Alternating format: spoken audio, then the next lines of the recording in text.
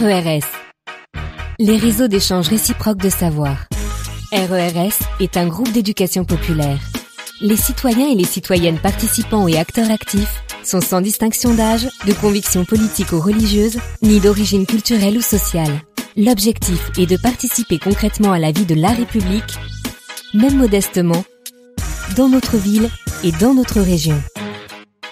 De la musique, des rencontres, des échanges et des mises en relation. Si vous avez écouté notre dernier numéro, je suis en train d'apprendre des choses incroyables grâce à Maître Herbet. Alors ce n'est pas un avocat, ce n'est pas non plus un huissier de justice, c'est un maître, que j'appelle Jérémy H.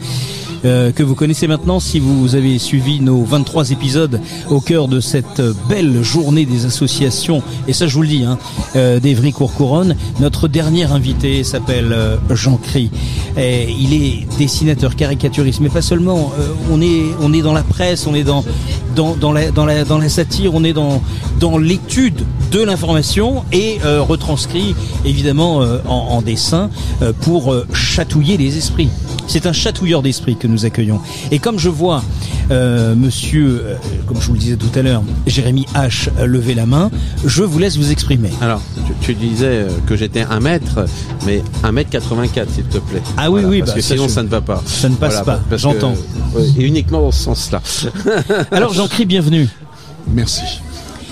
Alors, dessinateur, caricaturiste, c'est quoi vraiment le terme ? Alors, l'idée, c'est de dire que j'ai trop d'éducation pour poser des bombes. Donc, je préfère poser des dessins. D'accord. Parce que je suis plutôt énervé de voir tout ce qui se passe.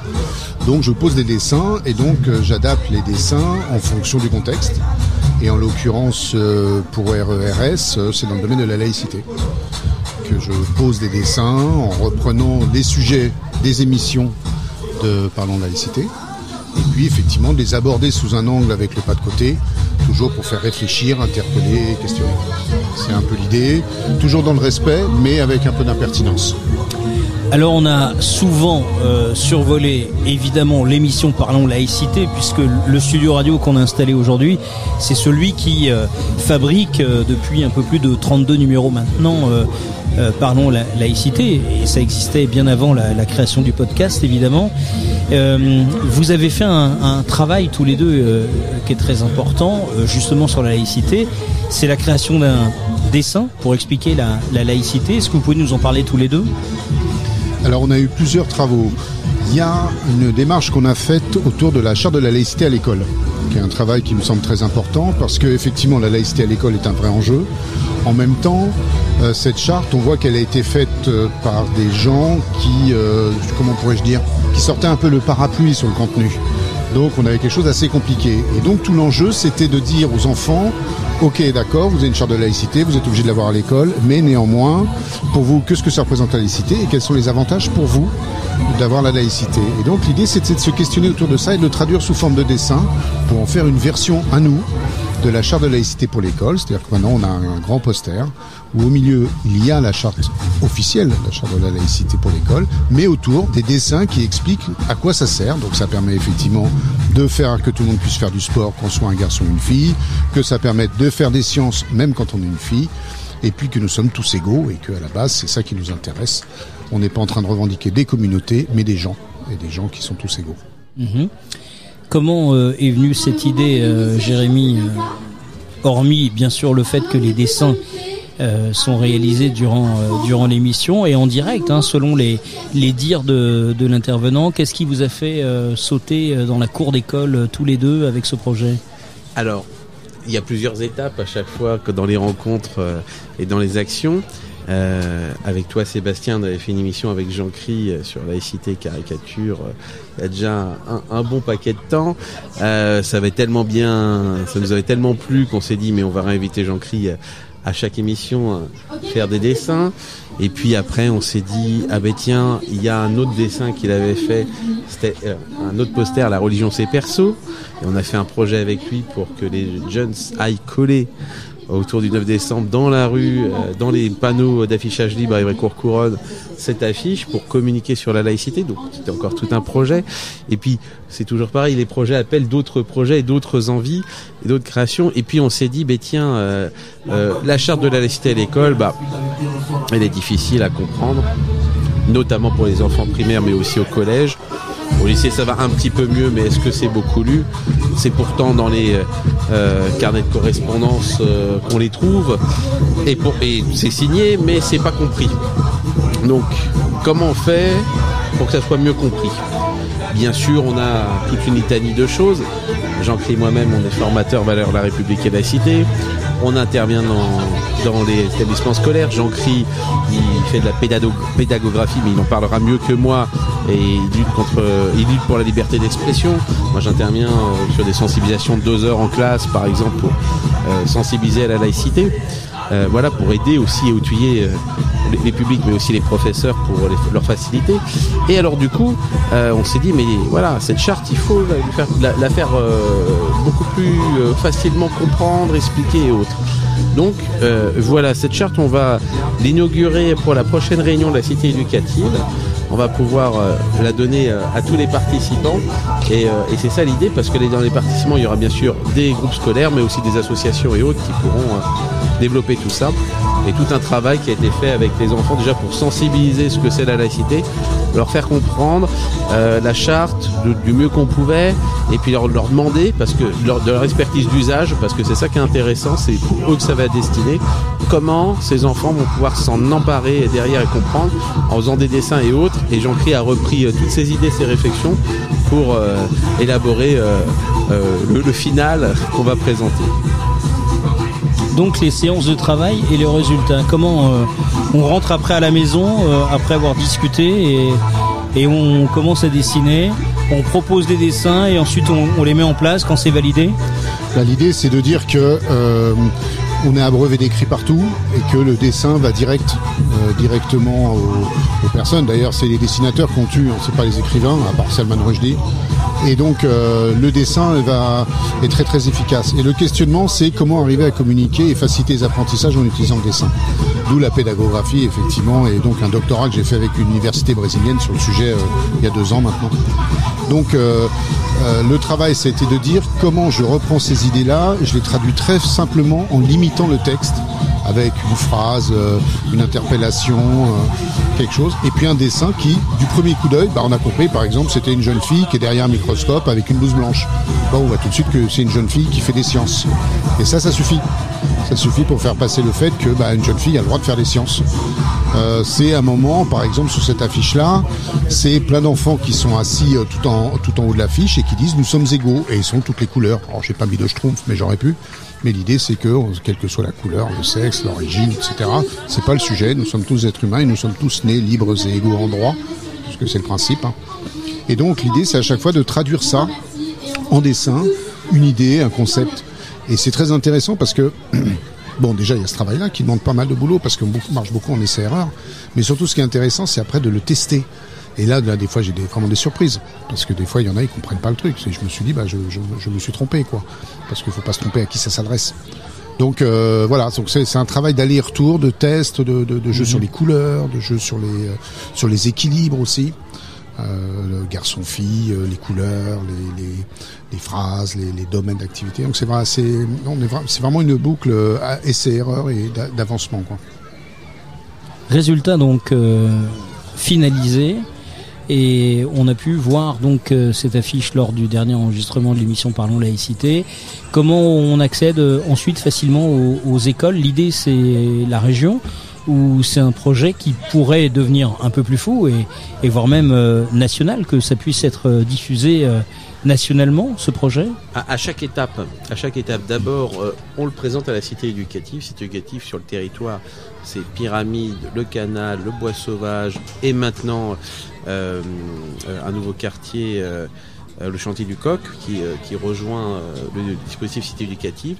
À l'ensemble de ces partenaires-là, et il y a déjà plusieurs établissements scolaires, il y a plusieurs associations et autres structures qui sont présentes là, qui auront, et puis charge après que de le mettre sur le site, qu'il soit téléchargé gratuitement et diffusé, parce qu'il ne s'agit pas non plus que quelqu'un le revendre derrière, s'approprie. Donc, donc l'idée que ça soit libre de droit aussi, mais que ça puisse, endiguer un petit peu tout, alimenter tout le monde, que si ça peut sortir du territoire, c'est absolument extraordinaire, essentiel. Parce que le problème, c'est quand même la diffusion. Bien sûr. Le problème, c'est la diffusion aujourd'hui. Donc l'idée, c'est pas de faire du libre de droit et téléchargeable, et tant mieux si c'est possible. Est-ce que l'éducation nationale ne peut pas s'emparer en fait de ce visuel comme un projet pédagogique effectivement autour de la laïcité, et donc prendre en charge la diffusion de cette affiche qui est plutôt bien faite. Au stade où on en est, l'éducation nationale n'a pas vu cette affiche. Donc vous avez le projeté de la montrer. Voilà, ça sera la réunion de rentrée de la cité éducative où l'éducation nationale aussi va découvrir le document. Et maintenant, on a quelques contacts aussi au Conseil des sages de la laïcité et au ministère de l'Éducation nationale. Pourquoi pas leur envoyer également, et puis voir ce qu'ils en pensent également. Voilà, c'est des pistes, tout ça. Donc on avisera au fur et à mesure. Sur cette affiche-là, on l'a pas fait en vocal. On a effectivement travaillé avec les enfants, après remouliné ensemble, mais pour ça j'ai aussi travaillé avec des enseignants, j'ai travaillé avec des gens qui bossent au rectorat, j'ai travaillé avec l'inspecteur de l'éducation nationale, justement pour avoir leur retour et de voir si effectivement on cadrait bien, y compris en termes de sémantique et en termes de message, si effectivement on cadrait bien par rapport à notre public qui était visé. Je reviens sur l'histoire de la licence libre. Moi je considère que mes dessins, vu qu'ils sont disponibles, tous mes dessins, vu qu'ils sont tous disponibles sur Internet, aller les protéger et les interdire de la copie, ça n'a aucun sens, parce que de toute façon, quelqu'un qui veut les prend. Donc ça n'a aucun sens. J'allais dire, ça, c'est le vieux monde qui est basé sur la gestion de la pénurie, du temps où, effectivement, il n'y avait pas le numérique et on ne pouvait pas reproduire à l'infini. Aujourd'hui, le monde a changé, et effectivement, je vous demande l'heure, vous me la donnez, vous n'avez rien perdu, on s'est enrichi. Je vous demande votre montre, vous n'avez plus de montre, moi j'en ai une. Donc on voit bien qu'il faut penser autrement. Et donc c'est pour ça que j'ai mis tous mes dessins totalement libre de droit, tous en libre de droit, mais simplement sans modification, sans utilisation commerciale, ou alors on en parle. Et puis surtout, on a rajouté un item qui est pas d'utilisation qui pourrait être dégradante pour un être humain ou pour la nature ou quoi que ce soit. Et à partir de ça, on peut diffuser le savoir. Ça, pour moi, ça me semble, parmi là, puisqu'on parlait tout à l'heure du dessin de presse ou du dessin d'opinion ou du dessin d'idées, pour moi, ça me paraît un des vecteurs très très importants, c'est d'en faciliter la diffusion, parce que de toute façon, elle se fait, donc autant qu'elle soit assumée. Pour la diffusion, donc effectivement, comme le disait Maître Jérémy, 1m84. 1m84 Jérémy. On a des personnes qui sont intéressées par ça, parce que on sait que cette charte a été faite dans un cadre administratif. Elle est compliquée à comprendre, parce que effectivement, quand c'est une administration comme l'Éducation nationale, d'abord tout le monde veut y mettre sa patte, ce qui est logique. Et puis en plus, on est obligé de se border juridiquement sur ça. Donc ça veut dire qu'il y a quelques redites dedans, il y a pas mal de choses, ça traite un jeu spectre. Mais pour un gamin en CM2, il comprend rien. Et donc des enseignants s'en sont aussi rendus compte, et donc ils sont intéressés par effectivement se dire tiens, je pourrais rebondir sur les dessins qu'il y a autour pour expliquer ce qu'il y a à l'intérieur. Oui, alors j'entends l'histoire des droits, et je pense que c'est une conversation intéressante sur le fait de protéger ou pas son œuvre sur un plan artistique, parce que là c'est l'artistique dont il s'agit. Concernant la diffusion, je faisais vraiment référence effectivement à l'école, mais pour en revenir sur un principe artistique, le fait d'avoir ce talent et de le mettre au service d'une cause utile et qui est forte, et sur lequel on a évidemment des convictions qui sont celles du respect de la laïcité. L'artiste Jean Cry, il le voit comment, le travail qu'il réalise à des fins très utiles? C'est très simple. Si j'en suis là aujourd'hui, c'est parce que je me suis nourri des autres. J'ai appris par les autres, on m'a appris, on m'a enseigné, etc. Je me dois, de la chance que j'ai, de reverser au commun, au collectif, de reverser une partie de ce que j'ai appris. Ça me paraît normal. Donc je suis toujours dans cette démarche de dire je remercie à mes pairs et à tous les gens qui m'entourent, quels qu'ils soient. Moi j'apprends énormément avec les enfants, j'adore ça, parce que ils ont un regard et un truc où je dis tiens, je l'avais pas vu comme ça, quoi. Donc pour moi ça me paraît évident, logique, qu'il faut redistribuer. Sinon, ça n'a pas de sens. On a tous appris les autres. Celui qui dit je suis totalement autodidacte, ça n'existe pas. On n'est pas autodidacte dans un bocal. On a toujours appris en regardant. Et puis maintenant, d'autant plus avec les tutos, les YouTube et compagnie, il y a une richesse d'apprentissage qui est énorme. Et ça, pour moi, c'est une honnêteté intellectuelle et citoyenne de reverser ce qu'on a appris pour tout ou partie. On parlait du site internet où on peut voir la majeure partie des dessins de Jean-Cry. Quelle est l'adresse ? Alors c'est jeancry.com. Tout simplement. JANCRY.com. Très bien. Merci Jérémy. Merci. Peut-être cette petite question en demeurant au passage. Qu'est-ce que tu voudrais apprendre, Jean-Cry, et qu'est-ce que tu voudrais transmettre comme savoir ? Alors, moi c'est très simple, je voudrais faire de la couture. Et j'ai essayé, je me suis acheté une machine, j'arrête pas de péter les aiguilles, ça m'énerve, je comprends rien. C'est juste pour faire mes ourlets de pantalon, parce que quand je fais faire l'ourlet à l'extérieur, c'est le prix du pantalon, ça m'énerve.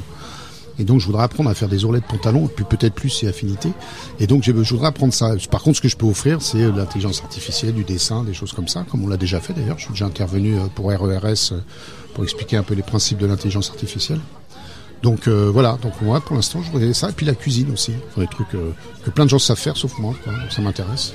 Donc l'appel est lancé, si vous savez faire de la cuisine, si vous savez faire de la couture, contactez Jean-Cry. Et si vous voulez apprendre du numérique, surtout l'intelligence artificielle ou même du dessin, n'hésitez pas aussi à le contacter.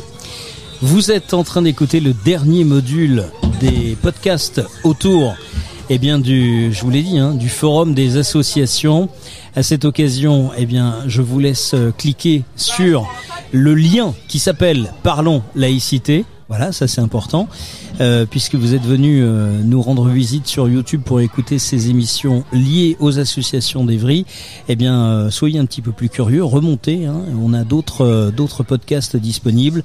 Et puis on parlait des enfants du Canal, qui est un autre quartier où d'ailleurs est installé RERS, où on a fait de très belles émissions. Et d'ailleurs une émission que vous pouvez retrouver où les enfants interrogent certains membres de RERS pour expliquer ce qu'est RERS. Donc maintenant que vous êtes venus sur notre page sur YouTube, restez-y, il y a plein de choses à manger qui ne sont pas encore fabriquées par Jean-Cry, mais c'est pour bientôt, vous pouvez nous faire confiance. Merci de votre écoute et à très vite.